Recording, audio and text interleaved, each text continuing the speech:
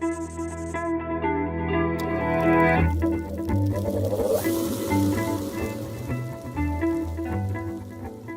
quite a few releases ago, Autodesk added the ability to sketch slots, obviously within the sketch environment, making it a lot easier to generate slots. But one area they kind of ignored was the ability to quickly and easily select slots during joint or constraint placement. And that's changed in Inventor 2020. What I'm going to do is I'm going to generate a joint, and I'm going to generate the joint between this hex head bolt. And what I want to do is I want to select that slot. Now a little tip here is I'm going to hold down the control key to limit the selection to this part. So I'm just going to, over this face, I'm going to hold down the control key. And notice how I'm able to now select that slot, the center of that slot, very easy. Now this slot here was created using just straight up drawing some lines and some arcs, whereas this one was generated using the slot command. So both of them are exactly the same. So we'll do that again, but this time what I want to do is I want to constrain this to the other slot. So we'll just spin this around, make sure we're getting the right face on that hex head bolt. And what I want to do again is I'm going to hold down the control key to lock it to the selection, and I'm going to pick the center of that slot. Now this one was a little bit different because I did generate it using the sketch slot command or sketch feature, and notice how easy it is for me to select that and constrain it to the center of that slot. Okay, well, continuing within the assembly environment, I'm going to go to the Design tab, and what I want to do is I want to design the shaft that goes into this component.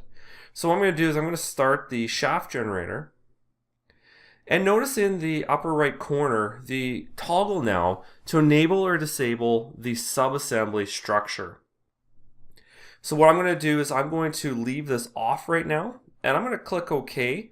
And what we're going to see now is that it's generating the shaft component, and we can see the location that it's creating it. So the singular shaft part. So even though it's got multiple segments, multiple components, what it's done is it's generated that shaft for me as a singular component. Now I'm going to undo that, and what I'm going to do is I'm going to start the shaft generator again. In this case, what I'm going to do is I'm going to enable the toggle. So I've now enabled that toggle, and I'm going to place that to create that component. We'll click OK. And now notice the subassembly structure that it's creating. So you can see now it's going to create a spindle assembly, design accelerator, shaft assembly, and within that shaft assembly it's going to place that shaft component. Now some instances you may like that because of bearings or keys or other components you might insert, or you'd prefer to not have that design accelerator structure and just have it in the folder on its own, and you can then disable that functionality so it doesn't create that design accelerator structure. So that's something else that's new within 2020. Now this isn't the largest assembly ever, but what I'm going to do is I'm going to open this assembly again, and notice that I am now in the Express mode. And notice that from the Sketch option, Sketch tab, I can now create a 2D sketch even though I'm in the Sketch environment.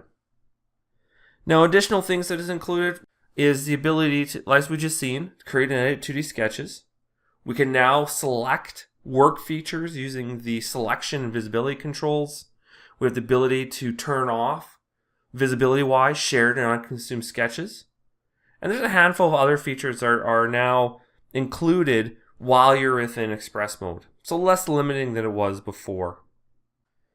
Now the last thing I wanted to look at here within Inventor 2020 is that when I'm placing a component from the Content Center, what used to happen is you used to get plus signs in front of every single category, subfolder, regardless if it had something in there or not. So what's nice now is they've cleaned this up so you can easily see which categories have further subcategories and which ones don't. So just a nice little touch to kind of clean up the user interface in that case, in these situations.